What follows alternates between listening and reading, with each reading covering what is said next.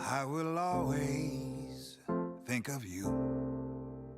I see your face when each day is through and days go past. Oh, so fast, but memories they last.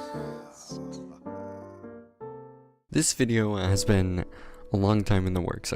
I really wanted to get my point across and kind of organize my thoughts in the best way I could. So today we're going to be talking about Bojack Horseman, not just as a character, but how it's possible and why a large portion of the audience empathizes with him and his point of view. Bojack Horseman is considered one of the most emotionally complex characters in television, in my opinion, that develops an extremely strong relationship with the viewer from the very beginning. In the short span of the first season, even, we see Bojack Horseman strike strong emotional moments that resonate with the viewer. It's impossible to touch on every point I want to make in this video, because every episode has points of interest. But as the show continues from season to season, we see more and more of the characters start to unravel, and Bojack's true colors are revealed. At the same time, we're given insight into his upbringing and background. As we see more of Bojack, and more of his selfishness and his shitty, addictive, self-destructive personality, how are we able to sympathize with him despite the inexcusable nature of his actions? I need you to tell me that I'm a good person. I know that I can be selfish and narcissistic and self-destructive, but underneath all that, deep down, I'm a good person, and I need you to tell me that I'm good. Diane?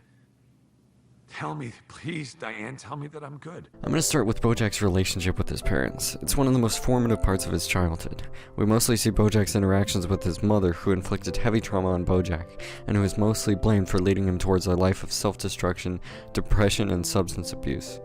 Time after time, we see her belittle Bojack for not being good enough, and being seen as nothing but an entertainment piece, saying time after time he was the worst thing that ever happened to her. You ruined me, Bojack. I know. You better grow up to be something great, to make up for all the damage you've done. I will. We see the same path formed in her childhood, and see it reflected in Bojack. In many ways, Bojack and Beatrice Horseman are very alike, and carry much of the same trauma. Because of this, most of Bojack's adult life is spent away from his mother. We see him forcing her into a nursing home as soon as possible, and after the events of Hollyhock being drugged by Beatrice, Bojack purposefully leaves her to die in the worst possible nursing home he can find, despite knowing how little time she has left. Even after his mother dies and during her final days, we see Bojack wishing he could tell his mother how much he hates her, while she still understands. But we see him struggling to move on from the fact that his mother never showed any love and care towards him, even making up a story at her funeral to make her seem any way like the mother he wanted. He connects it to something he saw on a TV show, and touches on how the only good thing he ever learned in his developmental years was from TV, and how that impacted his perception of good. I'm your son. All I had was you. Suddenly you realize you'll never have the good relationship you wanted. And as long as they were alive, even though you'd never admit it, part of you, the stupidest goddamn part of you, was still holding on to that chance. And you didn't even realize it until that chance went away. The next thing I want to talk about is Bojack's relationship with Sarah Lynn. Bojack's relationship with Sarah Lynn is quite fascinating. Some of the worst parts of Bojack are revealed through Sarah Lynn. This relationship highlights some of Bojack's worst self-destructive and toxic traits. In the early years of Bojack's career and during his time on Horsing Around, there are many times Bojack enabled toxicity within his relationship with Sarah Lynn. For example, the aforementioned passing down of the advice from his mother. No matter what happens, no matter how much it hurts, you don't stop dancing and you don't stop smiling, and you give those people what they want. You've got an audience out there, and they want to hear you sing. Now, you want your mommy to love you. You go out there and you do the only thing you're good for, which is singing that goddamn lollipop song. And being the reason Sarah Lynn first drank alcohol. Those both can eventually be linked to Sarah Lynn's desire for attention and suggestive teen icon personality that led to substance abuse problems. Later in Bojack's life, when trying to rekindle his relationship with Sarah Lynn, we constantly see both sides trying to exploit each other. Bojack attempts to use Sarah Lynn as an excuse to be a good father figure and relive the times he idealizes, while Sarah Lynn takes advantage of this and takes over his home. They ultimately end up spiraling into a sexual relationship, both being at the lowest points of their lives, being too consumed with their own issues to do anything, they play into each other's downfall. Of course, we have the drug-fueled bender with him and Sarah Lynn, which ends the sobriety of Sarah Lynn as a desperate attempt from Bojack to end his poor emotional state at the time, completely disregarding the health of Sarah Lynn in a selfish attempt to regain some of his desperately needed forgiveness.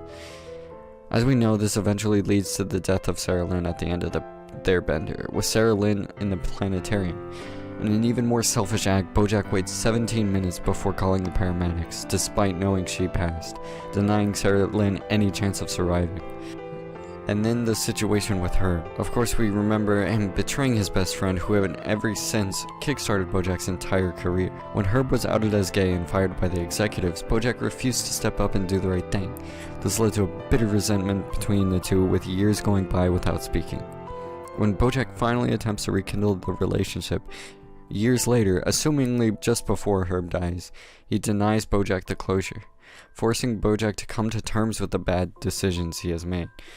Bojack struggles to take accountability for his actions and the fact that forgiveness will not be easily handed to him. Now get the fuck out of my house. Another relationship that was formed on set was his relationship with Gina, which initially seems to be one of genuine love and care. But Bojack is unable to hang on to this period of his life. After Bojack's accident on set, in which he failed a stunt, he was put on prescription pain medication. As the season goes on, we become increasingly concerned with his consumption of the drugs.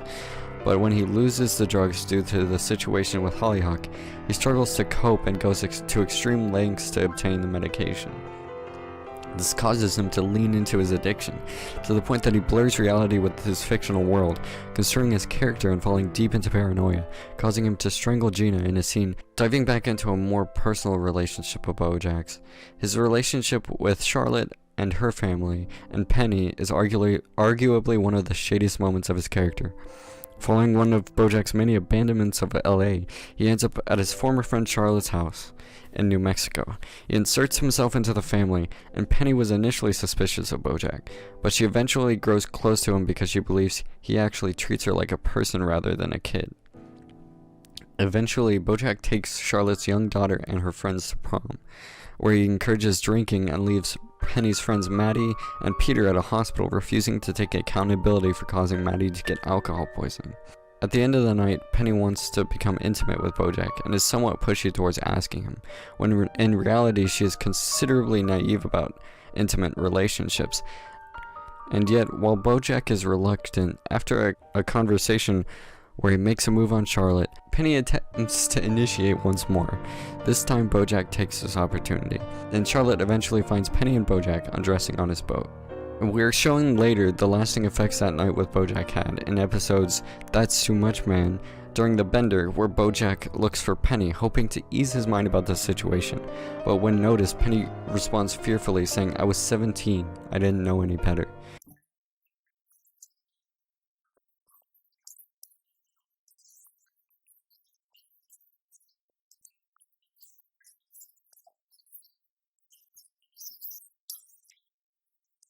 In episode Good Damage, it comes back to haunt her when she is questioned by reporters Max and Paige St. Clair.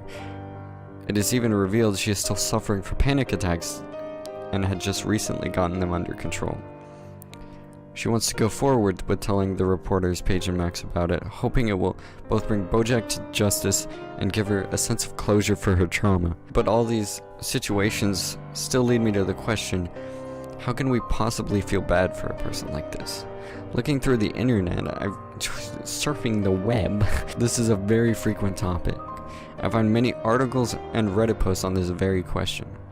And while it may vary from person to person, some feeling bad and some despising Bojack, the one consistency is we're heavily invested in the character. And inherently, humans are highly empathetic, especially with someone in which we are emotionally invested. Not only this, the show is heavily paradoxical. It forces us to empathize with people like that because of how complex they are. Things are not one way or the other. Some things weren't his fault. He desperately tries to be better on multiple occasions, and he obviously feels guilt. But in many instances, these thoughts were cast aside and overshadowed by his shitty personality and addictions, and his upbringing, which he uses as an excuse. Seeing Bojack's trauma makes it very difficult to not use it as justifications for some of his actions. And seeing Bojack's story through his point of view reinforces that. The show pushes people to question their moral conceptions. For example, coming back to Bojack's relationship with his mother, having no sympathy for your late mother and leaving her to die alone is a horrible thing to do. Yet the viewer is conflicted because of all the trauma we have seen her put Bojack through, and we tend to sympathize with his side, even though she's his mother, and we see her go through much of the same things, which of course Bojack was not aware of. We can still see Bojack's side, especially due to our stronger connection with the character, as I had mentioned before. We still see his internal struggle, yearning for any validation from his mother. So, in that sense, we can find some small justification in what he does and his actions. That's gonna about do it for this video. If you guys liked it, smash that like button, share with your friends, bro. I spent a little bit of time on this video. I would have liked to have it a little more fleshed out, but I didn't want it to go on for too long. I'd like to dive a little bit deeper into the character, and there's a lot of different points I'd like to touch on, and maybe I'll make a series out of it or something. But Bojack Horseman is one of my favorite shows. There's a lot to talk about it. If you're interested in more Bojack content, I'd highly recommend Johnny Two Cellos, not only for Bojack content, but for Futurama content, King of the Hill, friggin' South Park, literally every animated show. That guy's awesome. He does great video essays. But let me know what you guys' opinions are in the comments. And I'm gonna get the work. I already got more videos in the works. Don't you even worry about it. You can't keep doing this. You can't keep doing shitty things and then feel bad about yourself like that makes it okay. You need to be better. I know, and I'm sorry, okay? I was drunk, and there was all this pressure with the Oscar campaign.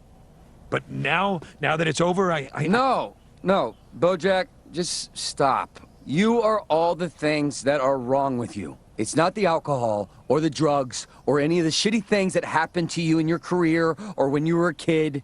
It's you. All right? It's you. Fuck, man. What else is there to say?